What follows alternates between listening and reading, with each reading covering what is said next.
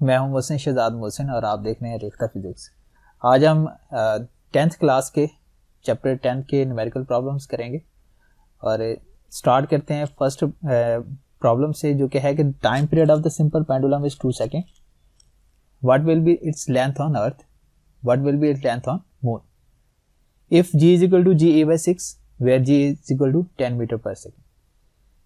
मतलब ये है कि एक सिंपल पेंडुलम का जो टाइम पीरियड है वो 2 सेकेंड है। तो उस पेंडुलम की लेंथ हमने अर्थ पे भी फाइंड करनी है और मून पे भी फाइंड करनी है, यानी अगर उससे पेंडुलम को हम मून पे लेके जाएं तो उस वक्त उसकी लेंथ क्या होगी। तो g की जो वैल्यू होती है वो अर्थ पर होती है 10 मीटर पर सेकेंड स्क्वायर, जबकि मून पर होती है वो अर्थ के वैल्यू का 1/6 होती है, ठीक है, जो कि ऑलमोस्ट 1.62 बनती है। तो हम इन वैल्यूज को यूज करेंगे तो फाइंड करेंगे हम लेंथ को ऑन अर्थ एंड ऑन। तो सबसे पहले लिख लेते हैं कि गिवन डाटा में हमारे पास से कौन कौन सी वैल्यूज मौजूद हैं गिवन डाटा में। तो गिवन डाटा में हमारे पास टाइम पीरियड मौजूद है। टाइम पीरियड को मैं जस्ट कैपिटल T से शो कर रहा हूँ, जो कि है 2 सेकेंड, ठीक है। और हमें g की जो वैल्यू है, कौन सी g की वैल्यू ऑन अर्थ, वो हमें पता है 10 मीटर पर सेकेंड स्क्वायर। और इसी तरह हमारे पास जो GM है उसकी वैल्यू भी हमें मालूम है, जो कि बनती है GE/6, मतलब कि 10/6, जो कि ऑलमोस्ट 1.62 मीटर पर सेकेंड स्क्वायर के इक्वल बनती है। तो टाइम पीरियड का जो हमारे पास फॉर्मूला होता है वो है T is equal to 2π L/G square root. तो ये टाइम पीरियड का फॉर्मूला होता है। अब इसी फॉर्मूले के अंदर हम वैल्यूज को यूज करेंगे, ठीक है। तो सबसे पहले ऑन अर्थ फाइंड करते हैं, टाइम पीरियड ऑन अर्थ। तो अर्थ पे वैल्यू फाइंड करने के लिए सबसे पहले हमें, क्योंकि लेंथ फाइंड करनी है और g की वैल्यू हमें पता है, तो हम इस फार्मूले को थोड़ा सा चेंज करके लिखेंगे। मतलब कि हम यहाँ से l को सेपरेट करेंगे और जो बाकी वैल्यूज हैं उनको एक साइड पे लेके जाएंगे। इसमें l को सेपरेट कर लें, लेकिन अगर इस तरह से सॉल्व नहीं करना तो आप l की वैल्यू बेशक पहले फाइंड कर लें और उसके बाद इसको सेपरेट कर लीजिएगा। तो मैं यहाँ से अगर सेपरेट किस तरह से करेंगे, दोनों तरह से अगर हम इसका स्क्वायर ले लेंगे तो ये बन जाएगा टाइम पीरियड का बनेगा स्क्वायर, और जबकि यहाँ पर बनेगा 4π स्क्वायर, ठीक है। और यहाँ बचेगा L/G। अब क्योंकि हम अर्थ पर फाइंड कर रहे हैं तो मैं इसको GE लिखूंगा। L is equal to T square GE divided by 4π square. तो अब इसमें वैल्यूज लगा देते हैं। तो वैल्यूज लगाने से क्या आंसर आएगा, क्योंकि टाइम पीरियड गिवन है 2 है और उसका ऊपर स्क्वायर भी आएगा।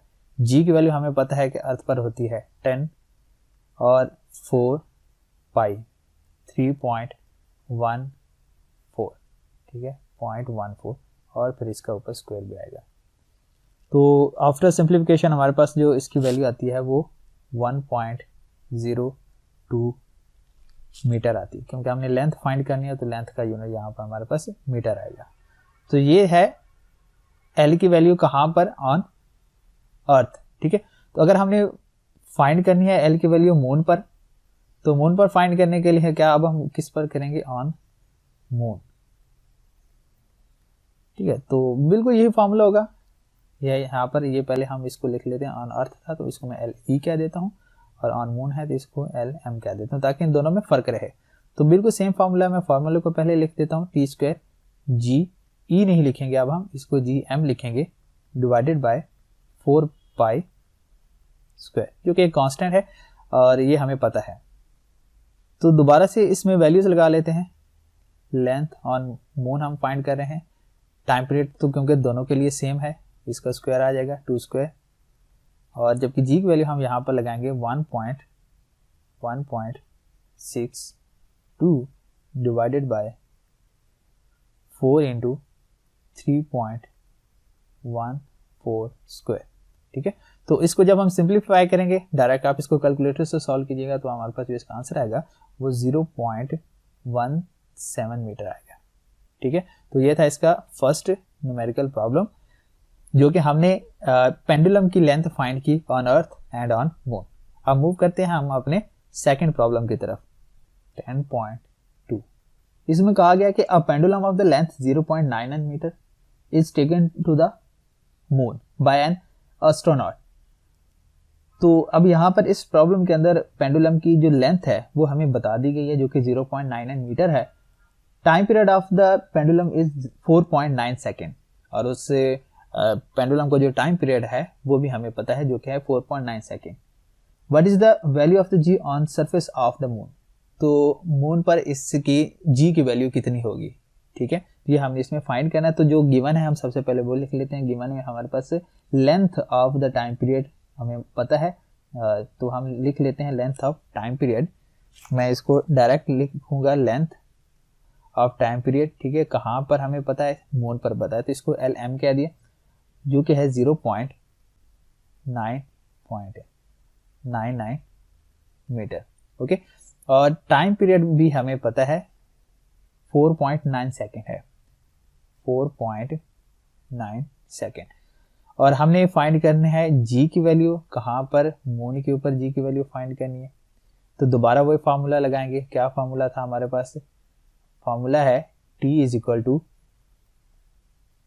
2 pi L by G square root, ये ऐसे ये फार्मूला है। तो यहाँ से क्योंकि हमने जी की वैल्यू फाइंड करनी है तो जी को कर लेते हैं सेपरेट। तो हमारे पास जो जी का फार्मूला बनेगा वो यहाँ पे बनेगा G M is equal to 2 pi divided by time period, ठीक है, कहाँ पर, मून पर time period, whole square into L M, ठीक है।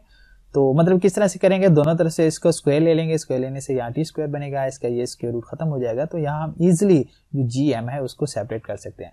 तो यहाँ पर अब वैल्यू सब्स्टिट्यूट कर देते हैं, 2 इंटू 3.14 डिवाइडेड बाय, अब टाइम पीरियड क्योंकि हमें इसकी वैल्यू पता है 4.9 है, 4.9 और ये इसके होल पर आएगा स्क्वायर इंटू एल एम, जो कि है 0.99।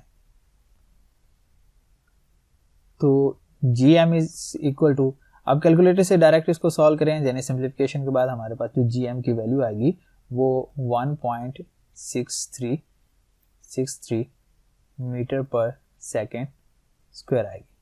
ओके, अब मूव करते हैं हम अपने थर्ड न्यूमेरिकल की तरफ, ठीक है। तो देखते हैं इसकी स्टेटमेंट को। इसमें कहा गया कि find the time period of the simple pendulum of the 1 metre length.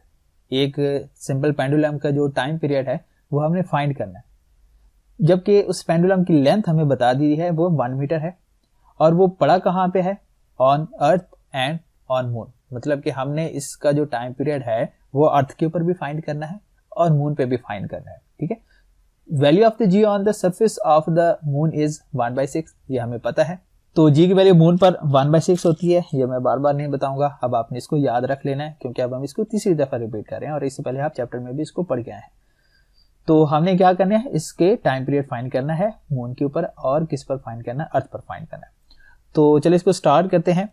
तो सबसे पहले जो हमें पता क्या है हमें, कि इसका जो लेंथ है वो हमें पता है, ठीक है। तो लेंथ हमने फाइंड कर दी, जो कि है 1 मीटर, मतलब कि हमें इसको पता है, ये हमने फाइंड नहीं की, ऑलरेडी हमें पता है। और जी की वैल्यू हमें मालूम है। सबसे पहले मैं जी की वैल्यू ऑन मून की बात करूं तो ये बनता है 1/6, किसका 1/6 of the G on earth. और ऐसे ही हमें जी ई की वैल्यू भी मालूम है, जो कि 10 मीटर पर सेकेंड स्क्वायर है, और इधर इसका यूनिट भी क्या आएगा, मीटर पर सेकेंड स्क्वायर आ जाएगा, ठीक है। तो टाइम पीरियड हमने इसमें फाइंड करना है, टाइम पीरियड को हम फाइंड करें। टाइम पीरियड दो तरह के फाइंड करेंगे, time period on earth find करेंगे, और इसी तरह से हम टाइम पीरियड जो है ऑन मून फाइंड करेंगे, दोनों हमने फाइंड करना है। तो सबसे पहले फाइंड कर लेते हैं, डायरेक्ट फार्मूला लगा देंगे कि time period on earth is equal to 2 pi square root L by G, ठीक है। तो जी पर मतलब जी की वैल्यू भी हम वही लगाएंगे, अर्थ वाली लगाएंगे, क्योंकि हम अर्थ पर फाइंड कर रहे हैं, ठीक है। तो इसको आगे फर्दर सॉल्व करते हैं। तो टाइम पीरियड हम फाइंड करेंगे 2 इंटू 3.14 और जबकि लेंथ हमें पता है 1 मीटर, जी की वैल्यू 10 मीटर पर सेकेंड स्क्वायर। ठीक है, तो इसको सिंप्लीफाई करते हैं। सिंप्लीफाई क्या करेंगे, 1/10 करेंगे, जो आंसर आएगा उसका स्क्वायर रूट ले लेंगे, फिर उसको इससे मल्टीप्लाई करेंगे। किससे मल्टीप्लाई करेंगे, 2 इंटू 3.14 से हम इसको मल्टीप्लाई कर देंगे। तो मल्टीप्लाई करने के बाद हमारे पास जो टाइम पीरियड ऑन अर्थ आएगा वो 2 सेकेंड आ जाएगा। ठीक है, अब इसी तरह से हम टाइम पीरियड फाइंड करेंगे, time period on moon find करेंगे। यही फॉर्मूला, बिल्कुल यही फॉर्मूला यूज करेंगे, बस एक ही इसमें डिफरेंस आएगा कि अब हम जो जी की वैल्यू है वो चेंज कर देंगे। ठीक है, जी की वैल्यू हम क्या लिख देंगे, जी एम लिख देंगे।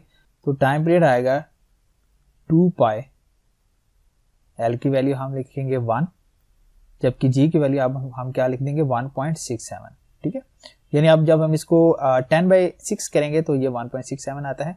और यहाँ पर असल में मैंने मिस्टेक कर दी, ये पाई की वैल्यू लगा देंगे। ठीक है ना, तो पाई की वैल्यू लगा देंगे जो कि 3.14 होती है। तो तब हम इसको जब सॉल्व करेंगे तो हमारे पास इसका आंसर 4.9 सेकेंड आएगा। ठीक है, तो जिस टाइम पीरियड जो हमने फाइंड किया ऑन अर्थ पर उसकी वैल्यू हमारे पास 2 सेकेंड आ रही है, और जो टाइम पीरियड हमने मून पे फाइंड किया उसकी वैल्यू 4.9 सेकेंड आ रही है। ठीक है, जबकि लेंथ हमारे पास 1 थी, तो यहाँ हमारे पास जो न्यूमेरिकल 3 है वो भी सॉल्व हो गया। ठीक है, तो मूव करते हैं आपने फोर्थ न्यूमेरिकल की तरफ, जो कि है यानी 10.4। A simple pendulum completes one vibration in 2 seconds. Calculate its length when g is equal to 10 metre पर सेकेंड स्क्वायर। तो यहाँ पर ये बता रहा है कि जो सिंपल पेंडुलम है वो अपने एक वाइब्रेशन 2 सेकेंड में कंप्लीट करता है। तो इसका मतलब ये है कि अगर एक अपनी वाइब्रेशन 2 सेकेंड में कंप्लीट कर रहा है, 2 सेकेंड में कंप्लीट कर रहा है, तो इसका मतलब है ये इसका टाइम पीरियड है। तो टाइम पीरियड हमारे पास आ रहा है इसका 2 सेकेंड आ रहा है। ठीक है, और हमने क्या करना है, इसके जो सिंपल पेंडुलम है उसकी लेंथ फाइंड करनी है। ठीक है, कैलकुलेट इस लेंथ, एल हमने फाइंड करनी है। और जबकि जी की वैल्यू क्वेश्चन के अंदर बता रहे हैं हमारे पास 10 मीटर पर सेकेंड स्क्वायर है, 10 मीटर पर सेकेंड स्क्वायर। तो दोबारा से फॉर्मूला यूज करेंगे हम, T is equal to 2 pi L by G. ठीक है, बिल्कुल ऐसे ही न्यूमेरिकल हमने पहला न्यूमेरिकल सॉल्व किया था जिसमें से हमने L को सेपरेट किया था। अभी दोबारा से हमने क्या करना है, इसी L को ही सेपरेट करना है यहाँ से। तो L को सेपरेट करने के लिए दोनों तरफ से स्क्वायर ले लेंगे। स्क्वायर लेने से हमारे पास ये वैल्यू बनेगी T square is equal to 4 pi square. ठीक है, और यहाँ क्या बचेगा L बाय जी। अब जी को उधर मल्टीप्लाई करते हैं और 4 पाई स्क्वायर को डिवाइड कर देंगे, तो L किसके इक्वल आ जाएगा, L इक्वल आ जाएगा हमारे पास T square G divided by 4 pi square. ठीक है, तो यहाँ पर अब हम इनकी वैल्यूज को सब्स्टिट्यूट कर देंगे। तो T मतलब टाइम पीरियड जो हमें पता है वो 2 स्क्वायर है, मतलब 4 आ जाएगा। G की वैल्यू है 10, चलो मैं यूनिट नहीं लिखता, डिवाइडेड बाय 4, पाई की वैल्यू है 3.14 और उसके ऊपर स्क्वायर। तो इस तरह से जब हमारे पास जो लेंथ की वैल्यू आ जाएगी वो 1.02 मीटर आ जाएगी। तो इस तरह से जो पेंडुलम की लेंथ हमारे पास आएगी वो 1.02 मीटर आ जाएगी। इसमें कहा गया कि if 100 waves pass through a point of the medium in 20 second, किसी भी मीडियम में से वेव्स पास कर रही हैं, कुछ इस तरह से वेव्स पास कर रही हैं। ठीक है, और जितनी वेव्स पास कर रही हैं वो कितनी है, 100 वेव्स पास कर रही हैं किसी मीडियम में से, और उसको पास करने में टाइम कितना लगा, टाइम इसको 20 सेकेंड लगा। ठीक है, what is the frequency and the time period of the wave. तो ये जो वेव पास कर रही है इस वेव की फ्रीक्वेंसी कितनी है ये हमें पता करनी है, और इसका टाइम पीरियड कितना है ये भी हमने पता करना है। ठीक है, इस the wave length is 6 centimetre. ठीक है, कहता है कि अगर इसकी जो वेव लेंथ है वो 6 सेंटीमीटर हो, ठीक है, 6 सेंटीमीटर इसकी वेव लेंथ है, तो आपने इसकी वेव स्पीड भी फाइंड करनी है। तो ये सारा डाटा हमें पता है, तो इसी को यूज करके हम इस प्रॉब्लम को सॉल्व करेंगे। तो लिख लेते हैं number of waves. Number of waves को मैं जस्ट n से लिखूंगा, वो है 100। ठीक है, और जबकि टाइम हमारे पास है वो 20 सेकेंड है, 20 सेकेंड। तो सबसे पहले तो हम फाइंड करेंगे इसकी फ्रीक्वेंसी। तो फ्रीक्वेंसी को फाइंड करने के लिए हम क्या करते हैं, तो इसका फॉर्मूला बनेगा n/t। तो n कितना गिवन है 100, जबकि टाइम जो है वो 20 सेकेंड है। तो इस तरह से हमारे पास जो आंसर आएगा फ्रीक्वेंसी का वो 5 आएगा। ठीक है, तो क्योंकि इसका यूनिट है हर्ट्ज तो हम लिखेंगे 5 हर्ट्ज। सेकंड का पार्ट है कि आपने इसका टाइम पीरियड भी बताना है, यानी जो वेव पास कर रही है उस वेव का टाइम पीरियड कितना होगा। अब जो टाइम पीरियड है वो फ्रीक्वेंसी के रेसिप्रोकल होता है, मतलब कि जो टाइम पीरियड है वो इक्वल होगा 1/f के। तो टाइम पीरियड हम यहाँ आसानी से फाइंड कर सकते हैं, जबकि हमें पता है कि जो फ्रीक्वेंसी है वो 5 हर्ट्ज है, जो कि अभी हमने फाइंड किया है। तो 1/5 करेंगे तो इससे इसका जो आंसर आएगा वो 0.2 सेकेंड आएगा, 0.2 सेकेंड। अब थर्ड, इससे न्यूमेरिकल में ये बताया गया कि इसकी जो वेव पास कर रही है, यानी जो किसी यूनिट एरिया में ये जो वेव पास कर रही है, इस वेव की जो वेव लेंथ है जिसको मैं लैम्डा से शो करूंगा वो 6 सेंटीमीटर हो। ठीक है, तो आपने इसकी वेव स्पीड बतानी है 6 सेंटीमीटर। अब लैम्डा जो है वो लेंथ में आएगा, तो इसकी जो यूनिट है वो हमारे पास मीटर में होती है, तो ये सेंटीमीटर है तो इसको हम कन्वर्ट करेंगे मीटर में। सेंटीमीटर को जब कन्वर्ट करेंगे मीटर के अंदर, इसको डिवाइड करेंगे 100 के साथ।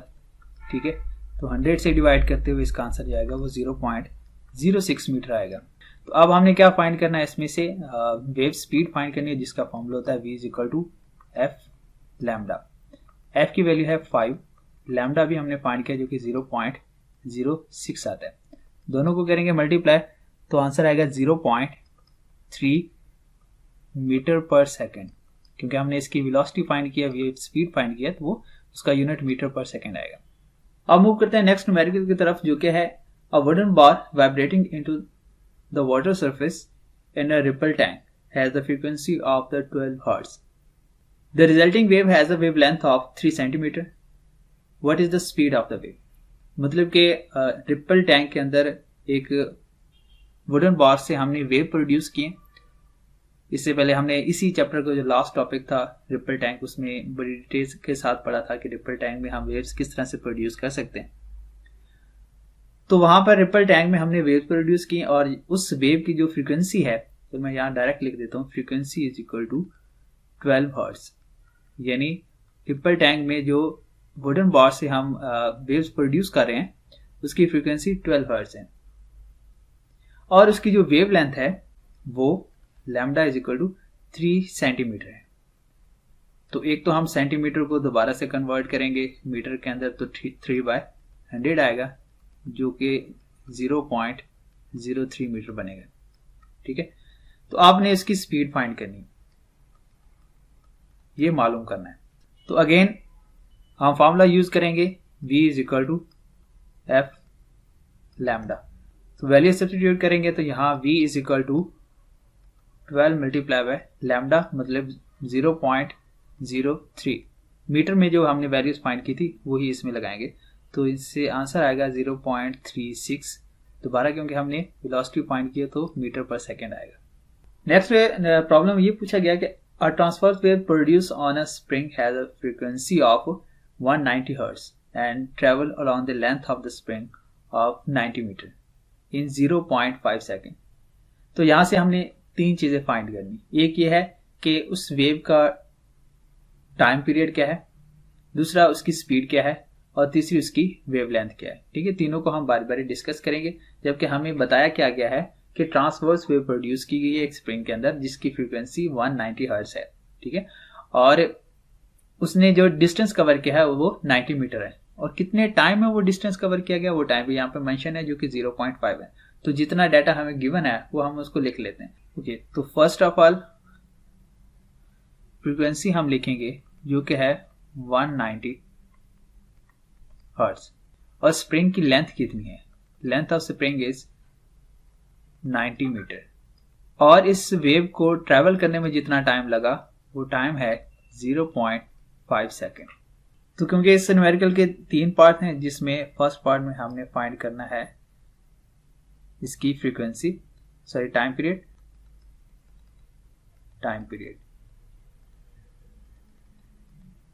ठीक है, t, ये फाइंड करना, और इसका जो फॉर्मूला होता है वो 1/f होता है। फ्रीक्वेंसी ऑलरेडी गिवन है, तो यहाँ पर वैल्यू सब्सटीट्यूट करेंगे, t इज इक्वल टू 1/190 और आंसर आएगा 0.005 सेकेंड। सेकेंड पार्ट में ये पूछा गया कि उससे जो वेव है उसकी स्पीड क्या होगी। ठीक है, तो हमने इसकी स्पीड भी बतानी है। तो स्पीड क्या होगी, v is equal to d/t। अब d/t का क्या मतलब है कि वो जो डिस्टेंस उससे वेव ने ट्रेवल किया था जितने टाइम के अंदर वो हमने बताना है। तो स्पीड का फॉर्मूला हमारे पास बन जाएगा d/t, जबकि d की वैल्यू हमारे पास है 90, जिसको मैंने यहाँ लेंथ के साथ शो किया। मतलब कि जो जितने टाइम के लिए, मतलब 0.5 सेकेंड के लिए जितनी वेव प्रोड्यूस हुई है वो उसकी हम बात कर रहे हैं, जो क्या है 90 मीटर। और टाइम कितने टाइम में ये वेव प्रोड्यूस हुई थी, वो टाइम था 0.5 सेकेंड।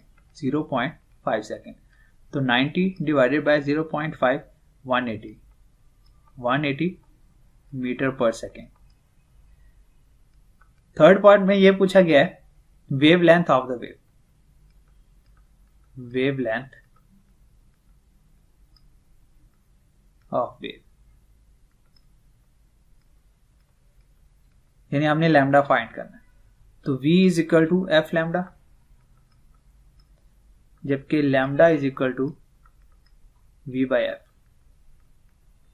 तो v की वैल्यू हमें पता है 180 है, जो कि b पार्ट में हमने फाइंड किया, और फ्रीक्वेंसी हमारे पास 190 है।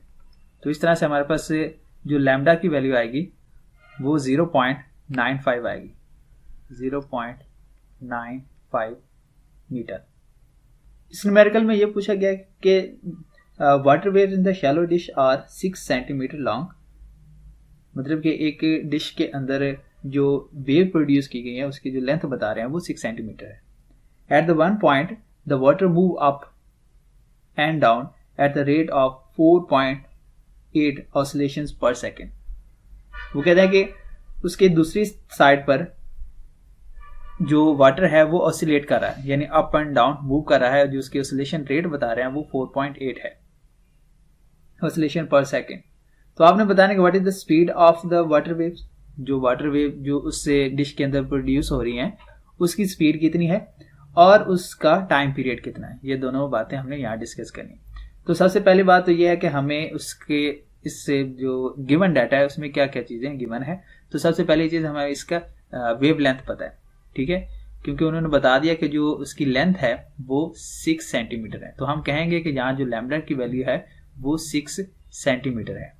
तो 6 सेंटीमीटर को कन्वर्ट करेंगे हम मीटर के अंदर, तो दोबारा से बनेगा 0.06 मीटर।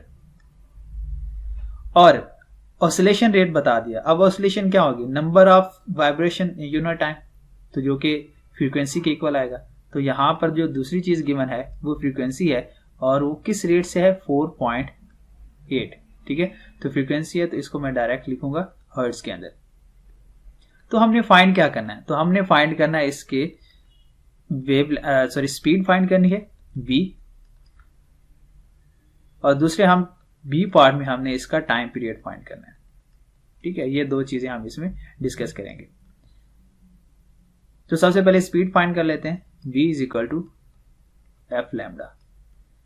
बहुत इजी था इसको यूज करना क्योंकि फ्रीक्वेंसी भी गिवन है और लैम्डा की वैल्यू भी यहाँ ऑलरेडी बता दी गई है। तो फ्रीक्वेंसी है 4.8 जबकि लैम्डा 0.06 है। दोनों को मल्टीप्लाई करेंगे 0.29 मीटर पर सेकेंड। अब इसमें से क्या फाइंड करेंगे, इसका पार्ट बी। अब पार्ट बी में कहा गया है इसका आपने टाइम पीरियड फाइंड करना है। अब टाइम पीरियड हमारे पास फ्रीक्वेंसी का रेसिप्रोकल होता है, तो डायरेक्ट ही हम इसमें वैल्यूज लगा देते हैं। तो f की वैल्यू है हमारे पास 4.8, तो इससे आंसर आया 0.21 सेकेंड। ठीक है, तो ये क्वेश्चन भी यहाँ पे कंप्लीट हो गया। इसमें कहा गया कि at one end of a ripple tank 80 centimetre cross a 5 hertz vibrator produce a wave whose wavelength is 40 millimeter. Find the time the wave need to cross the tank. इसमें रिपल टैंक के जो एक and का जो distance है वो बता दिया गया और वो डिस्टेंस 80 सेंटीमीटर है at one end of a ripple tank, मतलब रिपल टैंक के एक साइड की जो लेंथ है वो हमारे पास 80 सेंटीमीटर है, ठीक है। और उसमें जो वेव्स प्रोड्यूस हो रही हैं उसकी फ्रीक्वेंसी कितनी, यानी जो वाइब्रेटर है जो कि उसके अंदर वेव्स प्रोड्यूस करेगा उसकी जो फ्रीक्वेंसी है वो 5 हर्ट्ज है। ये यानी अभी तक जितनी इंफॉर्मेशन गिवन है वो हमारे पास रिपल टैंक की है।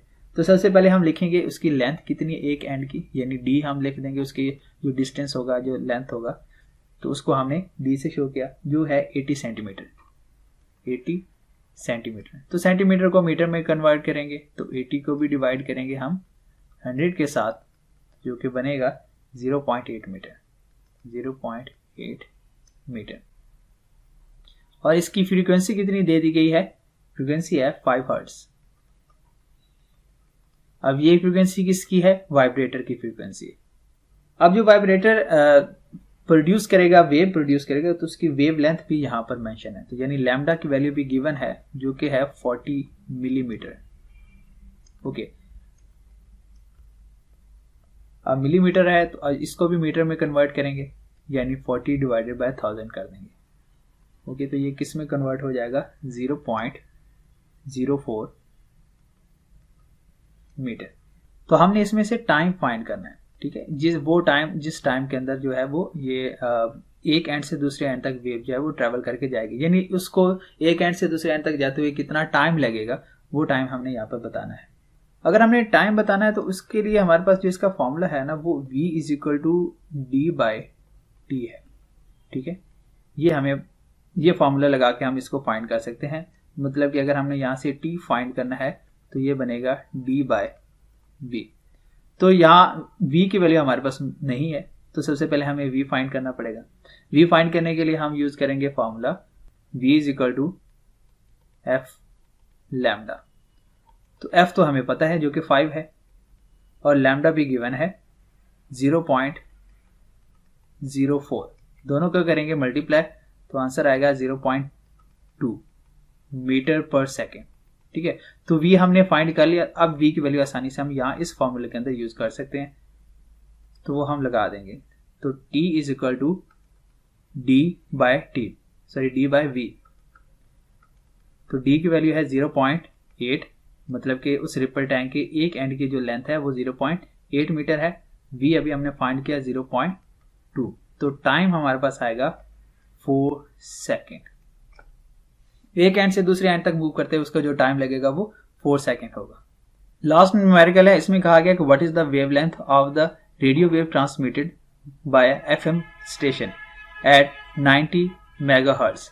रेडियो स्टेशन से जो वेव्स प्रोड्यूस की जा रही हैं और जो ट्रांसमिट की जा रही है उसकी वेवलेंथ कितनी है ये हमने फाइंड करना है इसके अंदर, और जबकि उसकी जो फ्रीक्वेंसी है वो बता दी गई है। फ्रीक्वेंसी कितनी बताई गई है, 90 मेगाहर्ट्ज,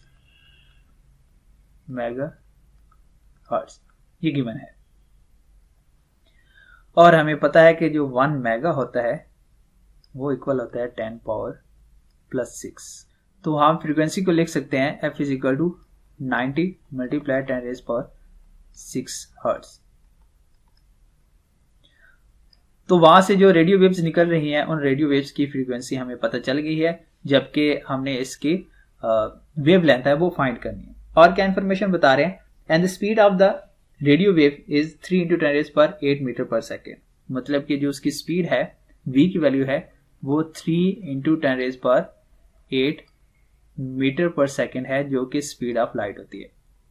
तो हम यहां से इजिली इसके लैम्डा की वैल्यू फाइंड कर सकते हैं, v is equal to F lambda formula use करके। v is equal to F lambda, lambda find करेंगे जो कि आएगा v/f। v की वैल्यू है 3 × 10⁸, जबकि फ्रीक्वेंसी है 90 मल्टीप्लाई 10⁻⁶।